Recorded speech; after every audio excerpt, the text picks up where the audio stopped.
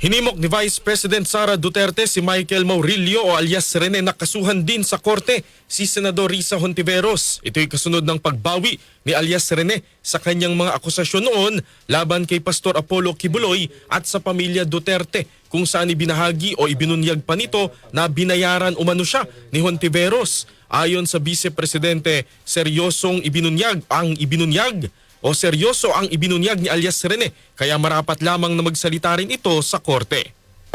That is a very serious accusation, and it should be answered clearly kung ano ba talaga ang nangyari, and kung sa tingin ni alias Rene na dapat siya ay mag-file din ng kaso, ay dapat gawin niya din yon para nasasabi niya yung totoo sa loob ng korte at nakakasagot din ng maayos yung mga akusado sa loob din ng korte.